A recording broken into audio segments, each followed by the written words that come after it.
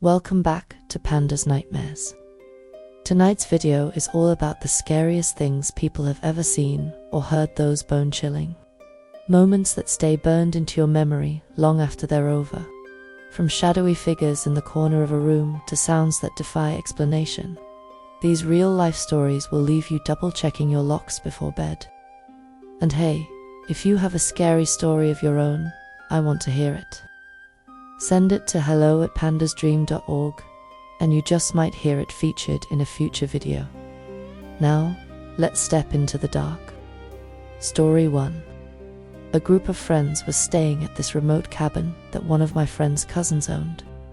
There were no roads leading to the cabin, and it was a good 3 to 4 day hike from where you parked the cars. I couldn't go at the same time as everyone else due to work obligations, so I decided to head up the same day, but later. It would mean I'd have to camp for a night by myself though, since the latter part of the trail is too dangerous to be taken at night, especially by someone who doesn't know it. I didn't care. I was actually kind of looking forward to it, since I'd never camped alone before. So I was in the middle of these woods when the sun went down. I got my camp set up in this small clearing, probably about 40 feet across. I got my campfire going and pitched my small one-person tent. I did all that camping stuff, cooked hot dogs on a stick over the fire and made s'mores. I probably stayed up for a good 2 or 3 hours after dark. It was my datum, so the days were somewhat short. The entire time, I thought I heard things moving in the woods at the edge of the clearing. I didn't think much of it at first, because the woods are full of animals. But as the night went on, I realized that whatever it was had been circling the clearing over and over. Once I started paying attention, it made 4 or 5 laps around before I decided to get up and investigate. The noise stopped as soon as I stood up, and I thought I heard something moving away through the woods. I just shrugged it off, thinking it was some curious fox that got scared when I stood. I decided it was time to sleep, doused the fire, and climbed into my tent. I started to doze off and stayed in that half-asleep, half-awake state for a while. I normally hear weird stuff when I'm in that state, so I didn't think much of it when I heard a voice. Something woke me all the way up though, and I realized the voice was real, and right outside my tent. It was just above a whisper, and I wasn't sure if it was another language, or if they were just speaking English in such a way that I couldn't understand. I lay there for some time, I don't know how long, just listening and waiting for something to happen. There was just enough moonlight to light up the walls of the tent, so I could see when a hand pressed into the wall of my tent, down near my foot. This freaked me out, and I sat up quickly. Whoever was outside the tent tore out of there, running full sprint through the woods. I got out of the tent and shone my flashlight around, but I saw nothing. I was expecting there to be a bloody handprint on the tent, but there wasn't. I didn't sleep that night. I packed up camp at first light the next morning and booked it to the cabin. Story 2. I was playing around with a radio once when I was a kid, just slowly scanning through the static, trying to find a station. I had found an old television antenna, attached it to the side of our house, and ran a wire out my window to it with an alligator clip attached to the radio antenna, allowing me to get a much broader range of signals. So I'm sitting there, early in the morning, like 2 a.m., slowly sweeping through frequencies, and suddenly I get to this station that's playing a very weird crackling sound. It sounded sort of like cracking knuckles, or maybe Rice Krispies cereal, but with a fixed rhythmic pattern instead of being random. I sat there listening to it for a second, and then it suddenly stopped. A faint voice came on and said, "It doesn't work. We're already dead. We're already dead." It took a second for the weight of the words to hit me, but when they did, I freaked out and almost threw the radio across the room.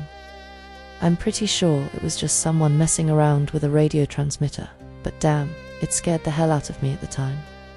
Story 3. A few years back, I rented an apartment from a friend of mine.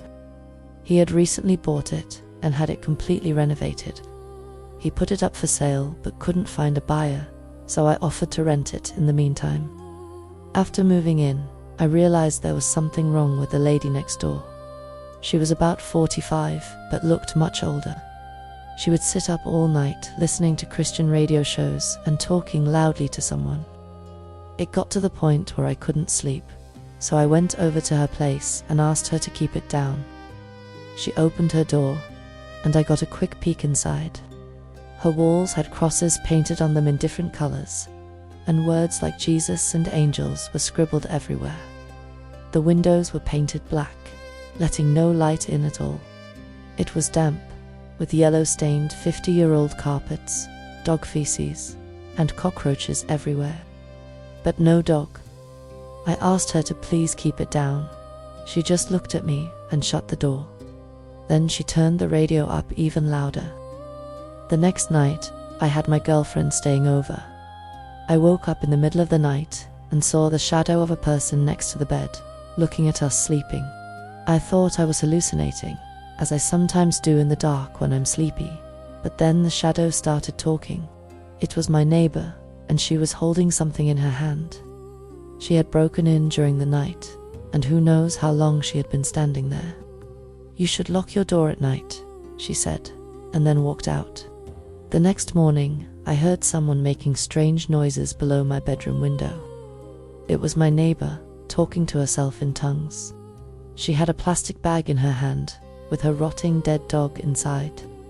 It was hot as hell outside, and I could smell death coming from the bag. At this point, I was scared out of my mind. She was obviously very unstable. I went upstairs and knocked on another person's door to ask what the hell was going on. The guy was as scared as I was. Apparently, she had broken into his apartment one evening while he was watching TV with his kids. He got up from the couch to get a snack, only to find her behind the couch, staring at him and holding a power drill. Now I knew what was in her hand. At this stage, I was basically pooping myself. I called the cops, and they already knew all about her. Apparently, she was a violent schizophrenic and hadn't taken her meds. But they couldn't force her or enter her apartment without her permission because she owned it. The only thing they could do was get her when she went outside. So I sat up for the next 2 days, waiting for her to run out of cigarettes. When I heard her leave at 2 a.m. to go across the road to the 7-Eleven, I called the cops. They had 3 cars and a special van there in less than 2 minutes. They restrained her, threw her in the van, and drove off to some institution. And just like that, in less than a minute, it was like she was never there. I never saw her again. But I still have nightmares about her looking at me in my sleep. Story 4. I was in Taiwan one year when I was younger, and had traveled to a busy night market. These are popular gatherings of food and shop stalls that usually operate in the evening. Nearby, I spotted a sign for an internet cafe in a 5 or 6 story tall building. Thinking I'd fire off some quick emails, I walked into the dark, small entrance of the building. It was older and hadn't been well maintained, but that's not out of the ordinary in Taiwan. The entrance had a dim hallway that led to a small elevator. I pressed the elevator call button and entered. The elevator was uncharacteristically new compared to the rest of the building, but I didn't think much of it. Like some Chinese and Taiwanese buildings, there wasn't a 4th floor. It's considered bad luck, since the word 44 sounds like the word for death. So the panel just read 1, 2, 3, 5, 6, which was normal. I looked for the floor where the net cafe was, 6th floor, and pressed the button. The elevator lurched into action quietly and began to ascend. When it stopped, I figured it must be my floor, so I instinctively began to step out. Right before I did, though, the sight outside the elevator stopped me. It was pitch dark, only lit by the light inside the elevator. It looked like it hadn't been occupied in decades. Random pieces of furniture were covered with white cloth or something similar. It was a small building, so each floor was single occupancy, meaning I could see pretty much the entire floor from the elevator. Thinking I must have gotten the wrong floor, I checked the light indicator to see which floor I was on. Strangely, there was nothing. None of the floor indicators were lit, but the button for the net cafe was still glowing, so I knew I hadn't arrived yet. All of this happened in just a couple of seconds. That's when I noticed a figure moving in the distance on the floor. It wasn't very visible, but I could make out what looked like a person dressed in some kind of gown, moving slowly toward the elevator, toward me. I was thoroughly creeped out, so I started pressing the closed door button. As soon as I did, the elevator light flickered off, and I was plunged into pitch darkness. I was this close to pissing my pants, and honestly, it still kind of freaks me out thinking about it now. The lights flickered back on in less than a second, and the doors closed. The elevator jolted back to life. A few moments later, it opened again, this time to the actual net cafe. I was beyond relieved at this point. I walked out immediately and sat down at a computer. After gathering my wits a bit, I walked over to the cashier's desk and told the girl working there what I saw. She listened carefully, and her face turned a bit ashen. I asked her if she had ever heard of something similar. She told me that she had never experienced it herself, but some co-workers and occasional customers had mentioned similar things. Basically, the building has 6 floors, but the 4th floor has a history. Apparently, it used to be a hair salon, until one of the employees killed herself there. She slit her wrists over the hair wash station and died. The store continued operations despite reports of strange occurrences. When customers got their hair rinsed, the water would sometimes appear slightly red, as if they were bleeding. Other times, people said they saw a figure walking away in the mirror, but no one would be there when they turned to look. Naturally, the business closed down a few months later. The building owner tried to rent the place out again, but had no luck. Most businesses in Taiwan are very superstitious, and no one wanted to rent the 4th floor after someone had died there, even at a very cheap price. Finally, after dropping the rent to nearly nothing, a stationery supply store agreed to move in. During renovations, though, several accidents happened. Tools would end up in strange places. A mirror from the previous business shattered when no one was near it. And finally, one of the workers had his hand jammed between the elevator doors when they suddenly closed on him. The workers refused to continue, and eventually, the business left. The building owner finally gave up and shut down the floor. He then had the elevator company come in to replace the panel so that the elevator could no longer go to the 4th floor. Let me repeat that. The elevator was programmed to never go to the 4th floor. It doesn't even have a button. But for some reason, sometimes when people take the elevator, it goes there anyway. The doors open, and some, like myself, see a figure walking around in the dark. Story 5.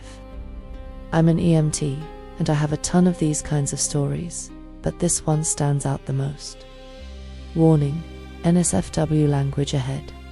This call happened a few years ago.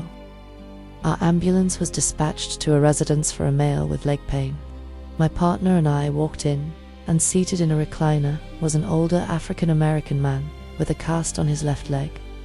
He told us he had been in a motorcycle accident a few weeks ago, broke his leg, and was discharged from the hospital just a couple of nights earlier. He said he had tripped over the coffee table and banged his injured leg again really hard. He wanted to go back to the emergency room to have them check it out, just to make sure he hadn't re-injured it. So, after boring medical terminology here, we were off to the local hospital. Talking with him in the back, he seemed like a pretty chill guy. We were chatting back and forth about motorcycles, his previous ER visit, his ex-wife. He was just generally an easygoing guy. Halfway to the hospital, though, he suddenly stopped talking and held his hand out to me like he wanted to shake mine. I took his hand, and as I gave him a firm handshake, he looked me straight in the eyes and said the creepiest thing I have ever heard. "Thank you for everything you are about to do for me." His eyes then began to bulge out of his sockets. He started foaming at the mouth and screaming at the top of his lungs. "I'm gonna take a diabetic shit on your donkey dick, you cracker lover. Fuck me in the ass. Fuck me now." Just over and over again, for about a solid 45 seconds, maybe a minute. Then he suddenly stopped, threw up all over himself, and collapsed on the stretcher, completely unconscious. I just sat there the entire time in total shock and fear until he collapsed. Then I took a breath, checked my pants, told my partner to start driving faster, and began providing manual respirations to make sure he kept breathing. The crazy thing is, when we dropped him off at the hospital, I was talking to one of the ER nurses afterward, and she told me the exact same thing had happened when he was in there earlier, and none of the doctors could figure out what it was. Story 6. My girlfriend told me this story. She grew up in a smallish Romanian town on the Danube. For those who don't know, the Danube is a wide river that flows from the German mountains all the way to the Black Sea. She's told me some sad stories from the past, about how, after World War II, people tried to swim across the river to escape the country. Many drowned in the strong currents, while others were caught by the police and shot. In fact, there had been a lot of tragic events in the region post-war, leading to the deaths of many innocent people. That history makes this story all the more chilling. She had just finished walking her date back to the army barracks at the edge of town and was heading back to her father's apartment. She followed the path along the river and was in a calm, peaceful mood. She described it as a state where nothing could faze her. As she walked, she looked into the window of the post office, which had been closed for some time. It was around 3 a.m. In the window were 20 faces, noses pressed against the glass, staring out. Still, she kept walking, unfazed. When she told me this part, I thought, well, that's not too strange. Maybe there were just people inside. She kept walking further and glanced to her left, toward the river. That's when she saw a group of people swimming toward the shore. She turned her head forward and continued on. After a while, she looked back again, expecting them to be gone. But they were still there. I asked her, how many people? She just shrugged and said, 100. All of them swimming toward the riverbank at 3 a.m. She thought about stopping, but something compelled her to keep moving. She didn't break stride. As she got closer to the park, she saw figures running and dancing inside it. She didn't walk through, it was off to the side of the path. She said the people were wearing an odd mix of clothing. Some outfits looked old-fashioned. Some were white and semi-translucent. They looked like young people. Their dancing wasn't modern, it was more like a waltz. Still, she kept walking. As she neared her father's apartment, she saw a figure moving in the distance, growing larger as she got closer. She stayed calm.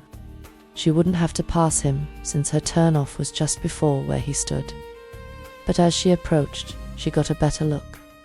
He was wearing an old-fashioned suit, and he was waltzing, alone. He wasn't walking anywhere. He was simply turning in slow circles, dancing by himself. She got home, and her father immediately asked, what happened? He could see the look on her face, but she didn't really know where to begin. After she finished telling me all this, she added 2 things that stuck with me. The first, that she had stayed calm by repeating to herself, it's okay. There's nothing to be afraid of. There's something else. There's another side. And the second, maybe it's some kind of phenomenon, that waltzing, all I can say is, I was unnerved. She's gone out now, but she'll be back in a few hours, so I'll pass on any comments or questions. Story 7. I worked at 2 hospitals as part of a placement during my last year of college. At one hospital, I worked with professionals who did therapeutic play with children on the pediatric ward. At the other hospital, I worked on the adolescent psychiatric ward. My boss and I would do crafts, projects, art, things like that, with the teens, to help give them an outlet while they were receiving treatment for mental illness, addiction issues, or other medical conditions. Each day before we met with the teens, we would get a rundown from the nurses on the ward. They'd explain who each patient was, what issues they were being hospitalized for, and anything else we needed to know. Whether the patient had violent tendencies, how they were adjusting to the ward, who they got along with or didn't, etc. So, one night, we were given the usual rundown, and the nurse mentioned one teen in particular.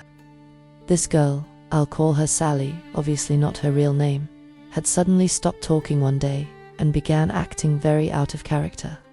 She wouldn't respond to her family, friends, siblings, doctors, no one. She had been hospitalized because they were concerned she might harm herself, and they were making sure she was being watched around the clock in case she was experiencing some type of psychosis. I don't know all the details because we were only given a quick summary, but from what I was told, they had already ruled out brain tumors and other physiological causes. Nothing abnormal had been found. Just to set the stage a bit, this hospital was very old. The hallways were dark, the rooms were poorly lit, and the atmosphere was the coldest and most unsettling I have ever experienced. It looked exactly like the kind of hospital you'd see in a horror movie. When walking down the hallways, I always felt like something was going to jump out at me, because the building had so many blind corners and an old, maze-like layout. Anyway, that night, my boss and I started the crafts and activities in the kitchen room where we always worked with the teens. I was sitting close to Sally and tried to initiate conversation, but she just stared blankly. My boss tried to, but Sally wouldn't respond. Without warning, she would occasionally look at us and just laugh loudly or smile at me with glassy eyes. The doctors had tried to get her to speak all day, but she said nothing. Still, I chatted and tried my best to include her, even though she wouldn't engage. At some point, I started to doodle on a piece of paper while chatting with a few of the other teens. Absent-mindedly, I wrote down "hi" and drew a little design around it, just something random.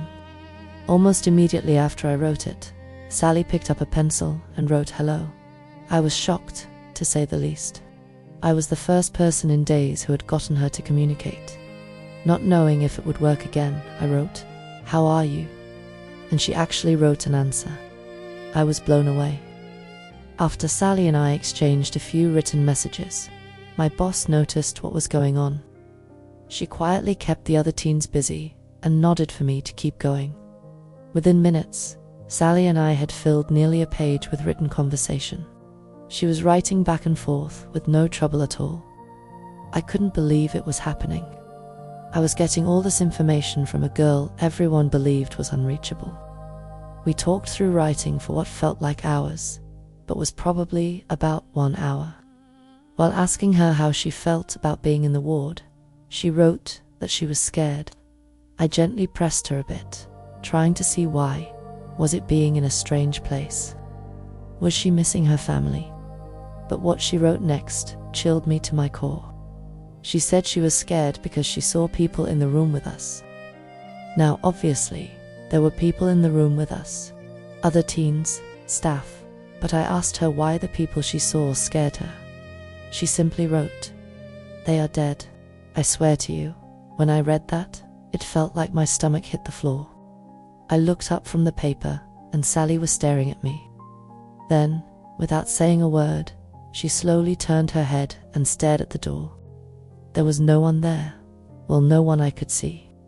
Sally kept staring at that door for at least a full minute, and I swear she saw something. I have never seen a look like that on someone's face before. Whether there was actually a person or a spirit there, she could clearly see something. I had to take a few deep breaths to steady myself. When I had her attention again, we continued communicating through writing. We talked that way until 9 p.m. when I had to leave with my boss.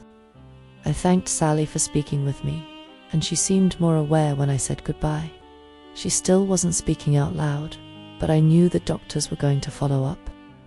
Before leaving the ward, I collected the papers we had written on, and showed the entire conversation to my boss and the nurse in charge. Everyone on duty, the nurses, staff, were completely dumbfounded that I had actually gotten her to communicate. They assured me the pages would be given to the psychiatrist the next morning. I was filled with so many emotions. I was happy I had reached her and that she had been honest with me, but I was still incredibly shaken. My boss dropped me off at home, and when I walked into the living room, my roommates immediately knew something had happened. I was shaking and blurted out the whole story. They were supportive, but also just as freaked out as I was. I have never been more grateful to have roommates. If I had come home to an empty apartment, I don't think I would have slept for days. Sadly, because of my schedule and the shift rotations at the hospital, I never saw Sally again. No one, I asked, knew what her final diagnosis was, but I still get chills when I think about the look on her face that night when she stared at that door. I don't think I'll ever forget it, and I just hope she got the help she needed. Story 8. So, a while back, my mom was living in this house on Brindle Mountain. The landlord was super strict, like weirdly strict, about making sure no one did any remodeling or repairs. He wanted nothing changed. It was odd, to say the least. After a while, my mum and stepdad started saying they thought the place was haunted by the ghost of a small girl.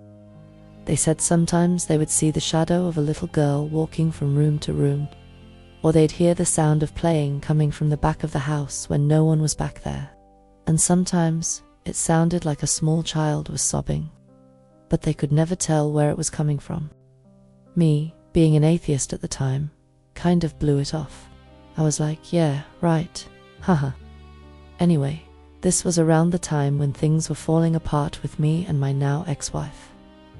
After we split up, I started living with my mom until I could get back on my feet. We had 50/50 custody of our daughter, 1 week with me, then 1 week with her mom. Simple setup. So, it was a Saturday night, and I was up late on the computer. It was probably around 2 in the morning. I was just surfing music, messing around online. The computer desk was in the kitchen, facing a wall, and on that wall was the doorway that led to the bedrooms. So if anyone came out of one of the bedrooms to get something from the kitchen, they would walk right past me. Now, my little girl was always getting up in the middle of the night and getting into trouble, raiding the fridge, knocking stuff over, trying to climb things, sneaking snacks. She loved sneaking into the kitchen at night because she knew everyone else was asleep and she could get away with it. So on this particular night, I happened to be up, sitting at the computer. Out of the corner of my eye, I saw my daughter sneak into the kitchen. She froze when she saw me and just stood there. I didn't look directly at her or say anything. I figured she saw me, realized she was caught, and I was hoping she'd just go back to bed without making a big deal out of it. So she stood there, completely still, for about 3 minutes. I could see her the whole time in my peripheral vision, but I purposely didn't look at her. Eventually, she turned and walked back toward the bedrooms. It was dark in that room, but I could still see her shape turning and leaving. Everything went completely silent after that. After about 15 minutes, I got that feeling in my gut that all parents get when their kid is too quiet. You know the one. And I figured I should check on her. In 15 minutes, I should have heard her climb back in bed, or at least rustling through some toys. So I stood up and walked into the next room, the one that led to the bedrooms. It was pitch black. I couldn't see anything. I stopped dead in my tracks. The hair on my neck stood straight up, and I got this sick, heavy feeling in my stomach. And that's when it hit me. My daughter was with her mother that night. She wasn't there. That thing I saw standing in the kitchen, what I thought was my daughter, wasn't her at all. It still gives me chills just thinking about it. Story 9. Up until I was about 8 years old, I lived in a really old house that since the beginning of time had been passed around from relative to relative, until eventually my mother was handed the keys. It was basically a dump, 2 stories, a collapsed balcony on the second level, mold and mildew on most of the ceilings, one tiny bathroom, and the toilet was outside. The place was overrun with frogs, spiders, and whatever other kind of hellspawn the Australian outback could throw at us. I was terrified as a child, scared of basically everything. I'm much better now, and honestly, I've got bigger balls than most of my friends, if I do say so myself. Nonetheless, I'd probably have to blame that old house for how it all started. I remember that, as a child, I would always have the same dream. It would start in the kitchen, and I'd have no idea how I got there, of course. It was daytime, probably late in the afternoon. Nobody was around. So naturally, I'd start looking for my mum and dad. I'd check all the usual places. Mum wasn't in the laundry shed or the lounge room. Dad wasn't out on the patio or up the back near the chicken coop. My sister wasn't around either. I'd start getting worried, thinking everyone was gone and they'd left me behind. And then I'd hear it, a noise from above, coming from the second floor where the bedrooms were. Relieved, I'd dart toward the stairs and jump onto the first step, and then I'd feel it. Something in the back of my head would make me stop, legs still raised to step onto the second stair, something telling me not to go up there. The thought would start running wild through my mind. Don't go up there. Don't go up there. Stay down here. There's something up there. But finally, my leg would drop before I could reconsider. I'd start forcing myself up the stairs, even though I didn't want to anymore. I couldn't stop. I could only slow down. Each step was painfully slow. All I wanted to do was go back down and find someone, run to my grandparents' house and wait there until Mum came home. But eventually, I'd round the corner. Only a few steps left until the top floor. There would be nothing there, nothing visible in the stairwell, and I'd start to feel hopeful. Maybe it's okay. No one's here. I was just imagining things. It's going to be fine. I'm still taking slow steps upward, and then it appears. Something is there. I could never remember what it was. Not when I woke up, and not even in the moment. But it was horrifying beyond belief. I would always try to close my eyes, because that was my thing as a kid. If you can't see it, it can't see you. But I could still see it. I couldn't blink. I couldn't shut my eyes. It was like my eyelids weren't working. I'd try to hold my hands in front of my face, but I could still see through them. I couldn't block it out. I was frozen. I couldn't move. I couldn't scream. I couldn't do anything except stare at this thing that stood barely a meter away from me. Whatever it was, whatever I saw, for those 8 years that I lived in that house, I had to force myself up the stairs. Day or night, it was always horrifying. My mother would sigh and try to reason with me. My father would growl and call me a coward. My sister just laughed and said I was being stupid. But every single time I climbed those stairs, the moment I hit the top, I had to stop, just to make sure I could cover my eyes, or that I could blink.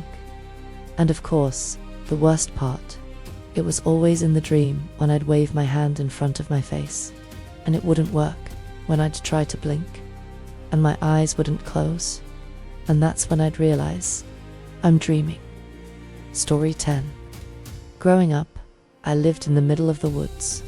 No neighbors for about a mile on each side, and we owned 60 acres of forest, with a swamp beyond that.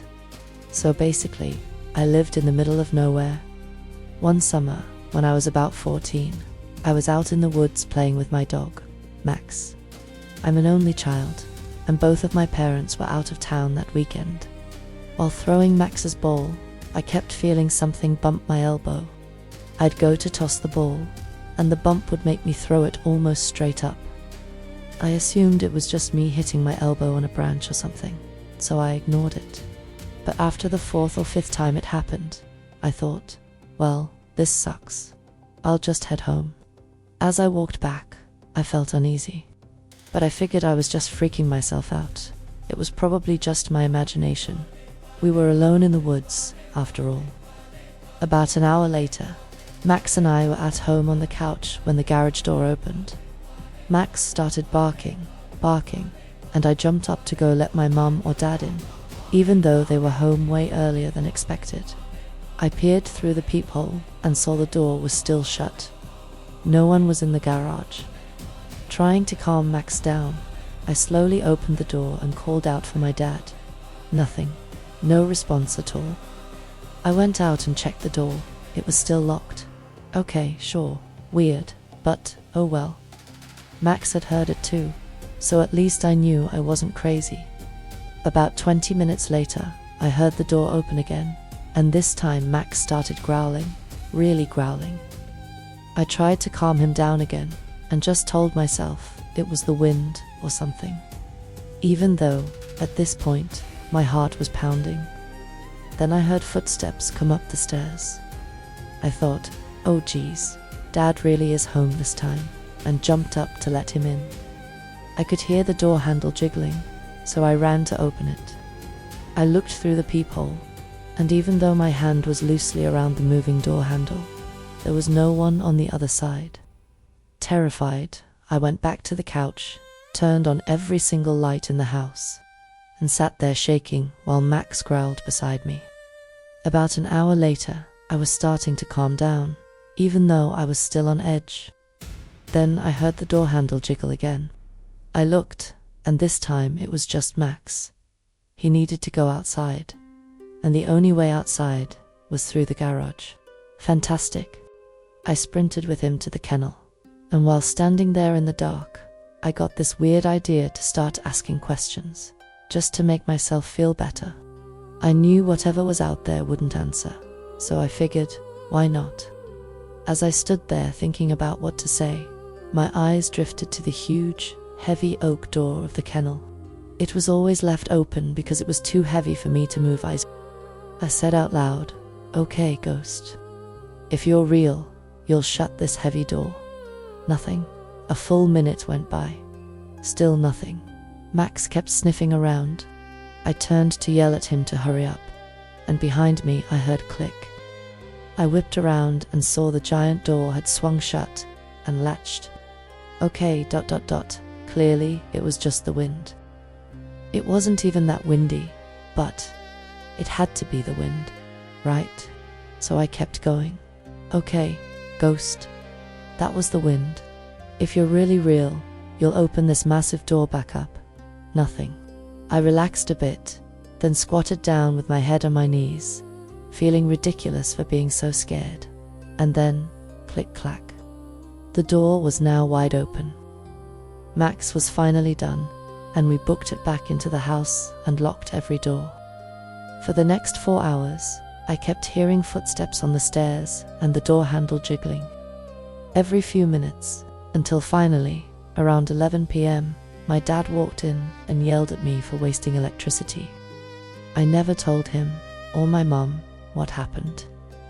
Not until about 4 months later. That night, my dad came in from hunting after dark. He looked shaken. I asked him what was wrong. He said he had aimed at 2 deer, but missed both completely.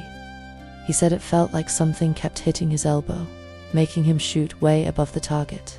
And that's when I told him everything. And that's it for tonight's terrifying collection of unforgettable sights and sounds. If any of these stories gave you goosebumps, or reminded you of something strange you've experienced, don't forget to subscribe to Panda's Nightmares for more creepy and true encounters. Hit that like button, follow for updates, and check out my other videos for even more chilling content. And if you've got your own story to tell, something you saw, heard, or felt that still haunts you, email it to me at hello@pandasdream.org. I'd love to share it with the world. Thanks for watching. Stay sharp, stay safe, and I'll see you in the next nightmare.